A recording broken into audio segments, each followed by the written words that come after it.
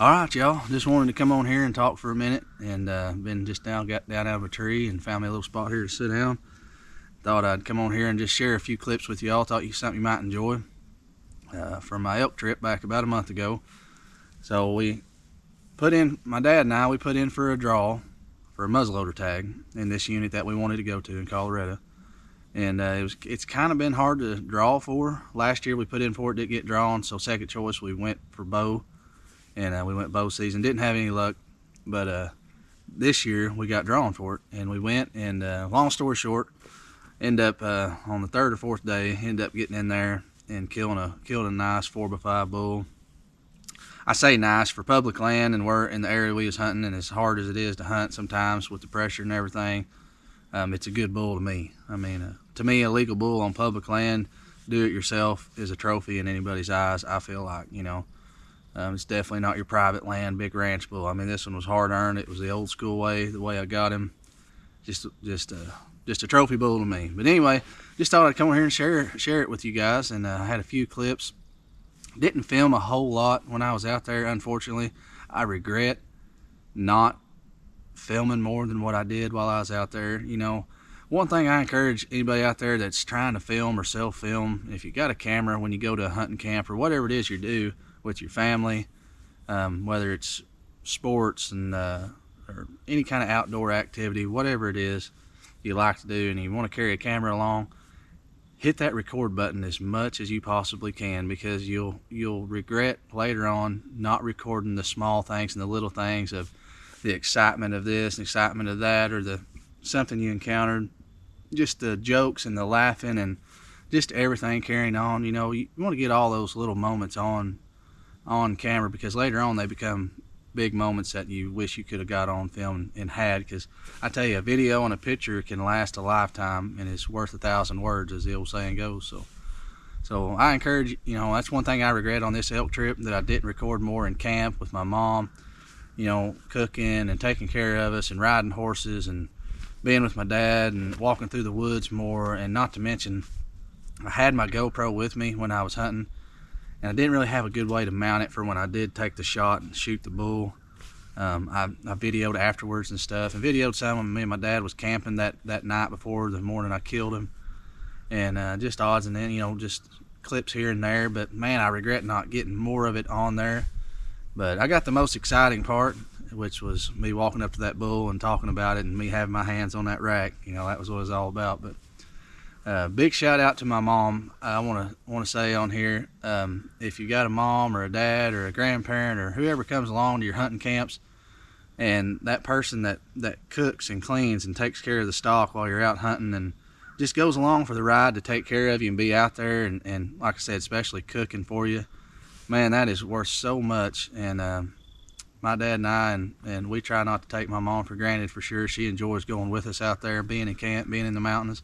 She enjoys it as much as us, as far as just being out there. She used to like to hunt, but she's kind of got out of the hunting phase. But nonetheless, she takes good care of us, and if it wasn't for her, none of it would have been possible. Just keeping us comfortable, keeping us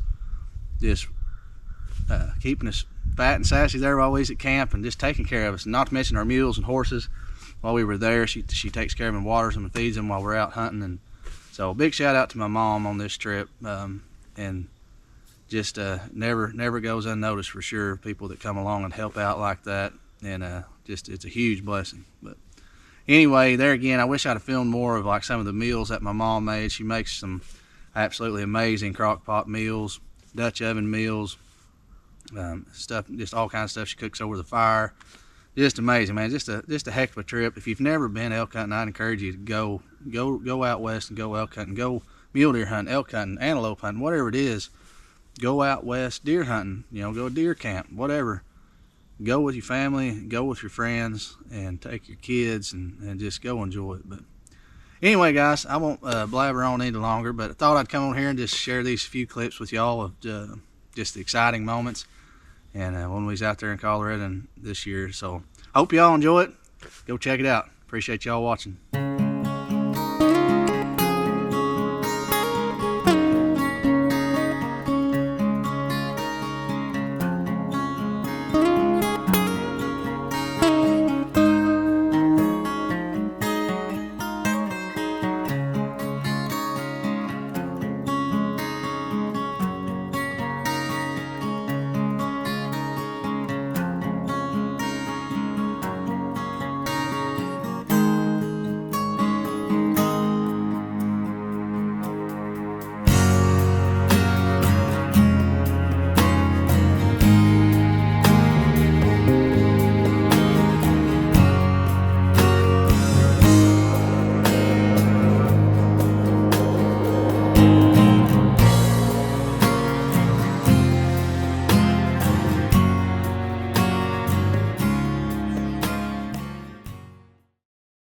All right, y'all, made it here last night to this little town right before I head up to where I'm gonna be hunting.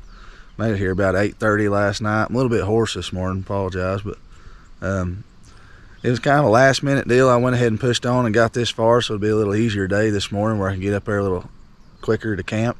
Where my mom and dad, they're already set up and they're already up there, so I made it here last night.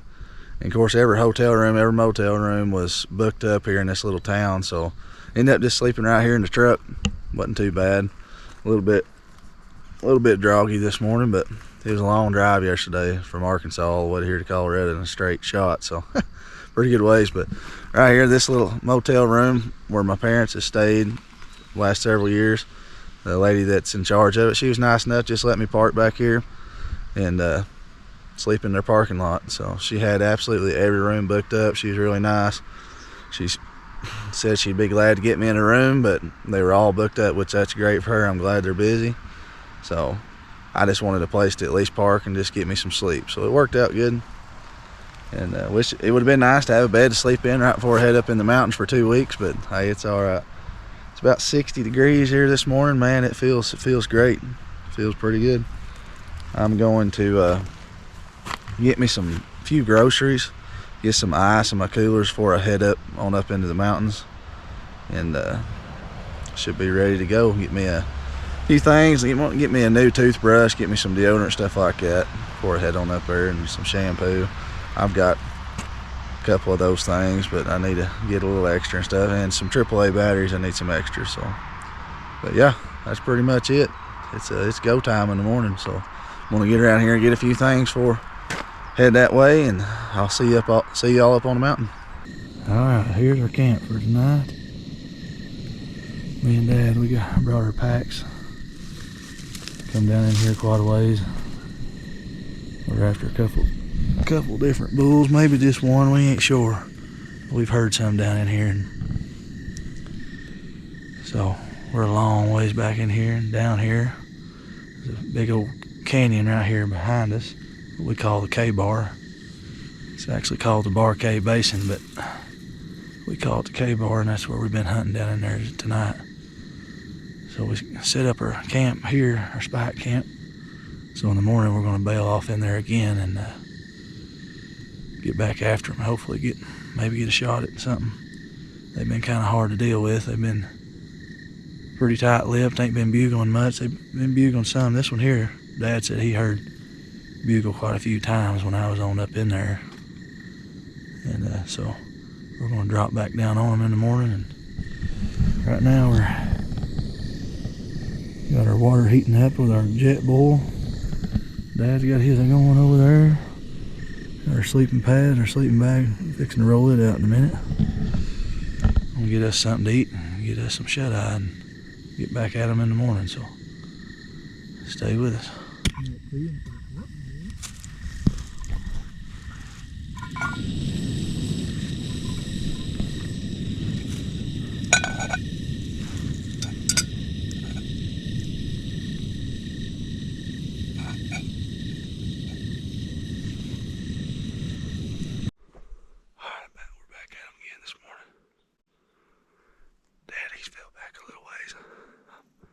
Getting a little earlier start down this trail. There's already 2 bulls bugling down in here. I'm making my way down to the bottom. You can listen for a minute, you'll probably hear them. There's one at the bottom, there's one on down the canyon down here. I'm trying to get down in here as early as I can. Those thermals they're usually pulling down in here. Pulling down the mountain until about 8:30 or 9 o'clock, then they switch and start going uphill. So I'll try to get in here for the first couple hours, maybe get him killed.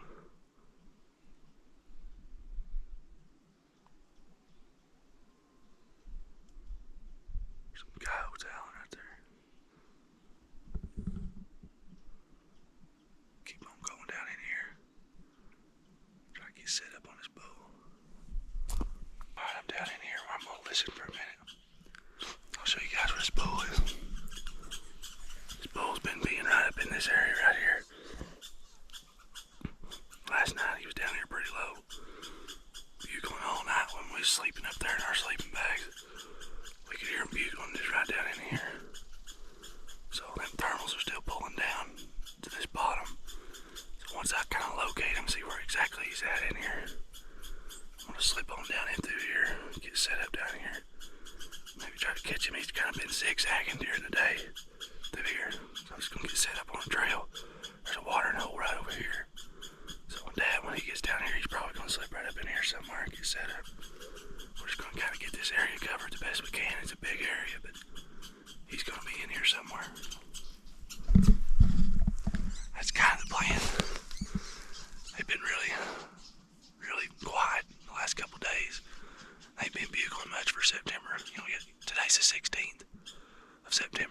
it should be prime.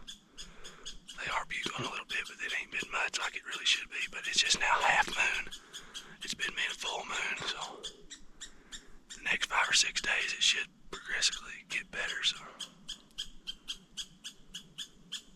we'll see what happens. I think the darker that moon gets, the better the hunting will get, no doubt. So, just like deer hunting, when you got a full moon, everything stirs at night mainly. There's not a whole lot of movement during the day. Just like with these bulls, if it's a full moon, they bugle pretty much all night long. They move around all night. When that darker that moon gets, more activity, more movement they make in the day. So hopefully the next 5-6 days we'll get it done.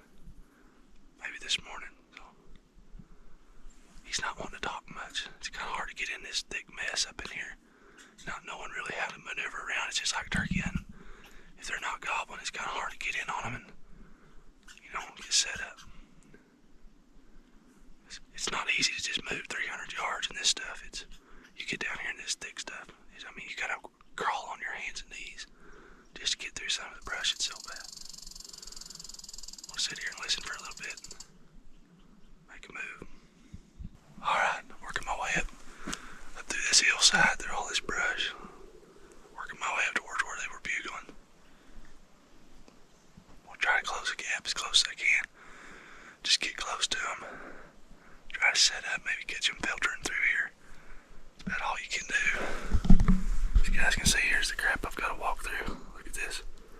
There's no trail. There's no nothing. It's the thickest mess. There went one right there. Thickest mess you've ever seen. It's rough. It's gonna have to blaze my way through here and get up here close to them. Try to play the wind best I can as the morning gets later. Like I said, about 8:30. I've got till about 8:30 or 9 o'clock till them thermals switch up and start going up. So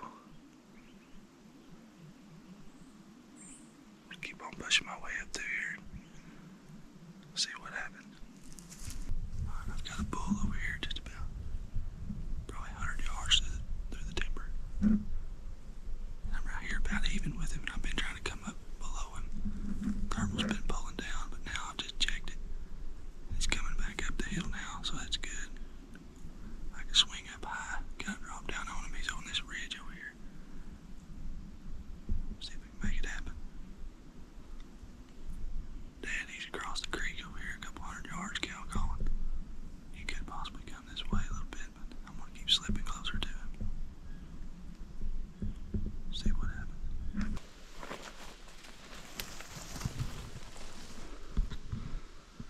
There's a bull down here about 100 yards.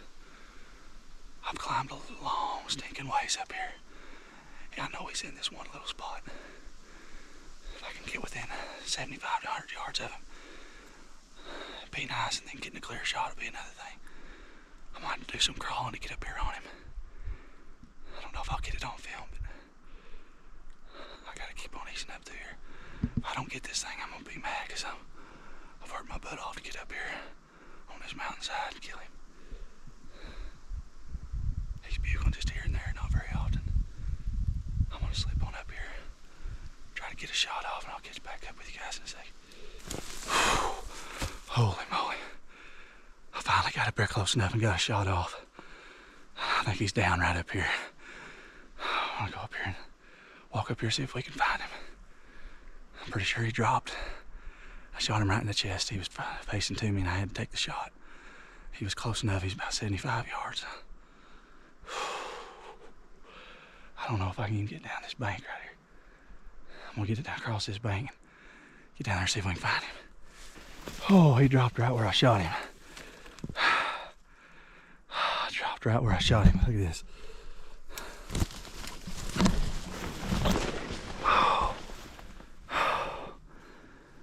I shot him in the chest and it come out back here behind his shoulder. Holy moly, 4x4. Look at that thing. I got him. Right here in the nastiest. Look how thick this stuff is, y'all. Look how thick this stuff is. That is the thickest, nastiest stuff I've ever hunted in my life. I've been out here hunting this area a lot. But I tell you what, I ain't gotten this part of it where it was this nasty. But holy cow, guys. I'm gonna get the camera set up here and talk a minute about it, and I gotta get this thing gutted out. Drop a pin on him. I gotta get back and meet up with Dad. We gotta get this thing out of here, so no time to talk much. All right, here he is, y'all. Let me tell you right now, this animal right here, 1, 2, 3, 4. 1, 2, 3, 4, 5. He's a 4x5. I thought he was a 4x4. But y'all, let me tell you right now, these bull elk right here on public land, it's one of the funnest hunts you'll ever do. But it's one of the most rewarding because it's one of the hardest hunts you'll ever be on in your life. I can't tell you the miles I've put in. This is a 9-day hunt, and this is the 3rd day. And I have put in miles after miles, up and down. I've cut myself up. I've beat myself up and down these hillsides. I've chased them. I've gotten close, and it just didn't work out. But when it's finally get there, you finally get that opportunity and make it happen. It's so worth it. These old bulls, these bull elk in the Rocky Mountains are hard earned, but let me tell you, there ain't nothing like it. Ain't nothing like it. I've been hunting out here, been on a dry spell for quite some time. The last one I killed was with my bow. I killed a cow, and then now this one. So I'm pretty tickled. So, man, this is gonna be a lot of work getting him out of this place, but it's gonna be worth it. One thing about it, it's all downhill where I got to go from here, because I've come up in this canyon, up in the head of it up here, and so now it's all back downhill to get to the bottom. So I'm gonna get this thing gutted out, go back and meet up with Dad, and we're gonna come back with some packs, bring the mules to the bottom of the canyon here. There's actually a trail we can get to the bottom. And sorry guys, this ain't the best camera angle, but this thing is on a straight up and down hillside. But like I said, I gotta get this thing gutted out, so we got it done, y'all. Here he is. But we'll get him jerked around here, get to cutting on him. I'll catch back up with y'all here in a little bit.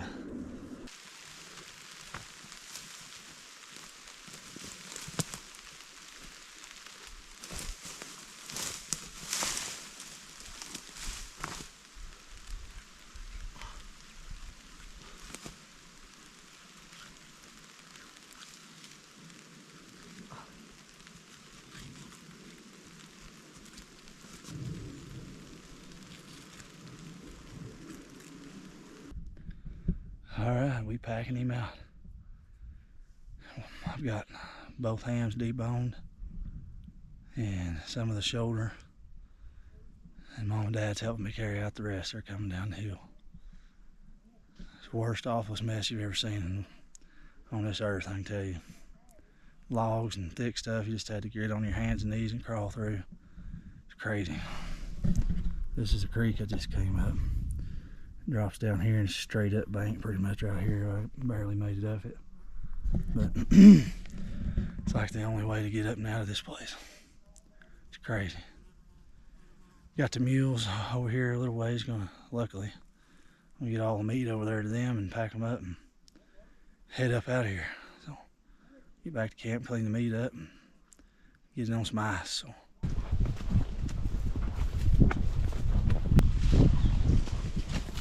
All right, got them loaded up, headed out. About a 2.5, 3 mile ride out of here. That old Bruno, he's loaded down. Help meat and horns. Be glad to get back to camp. Been a long old day. Fixing to be a storm. I'm barely outrunning a storm right here behind me. I hope to get back to camp before I get poured on. Anyway, see y'all back at camp. Well, I hope you guys enjoyed that. I know we sure did. That was a pretty exciting moment for me there, getting my hands on a bull like that. It'd been quite a few years since I killed my last elk. I killed a cow elk with my bow, and that's been a few years ago, so I was excited to finally punch another tag and get in there on a do-it-yourself public land hunt. Man, it's a challenge, but it's so rewarding. So, but guys, that's pretty much it. I'm fixing to pack up here. Like I said, I'm coming out of here, we'll get back to the truck, and I'm going to be packing up for my second round to Illinois. It's going to be going farther north in the state, and hopefully get my hands on a big old whitetail buck. So y'all stay tuned for that. Like I said, like, subscribe if you guys ain't already, and I appreciate y'all watching.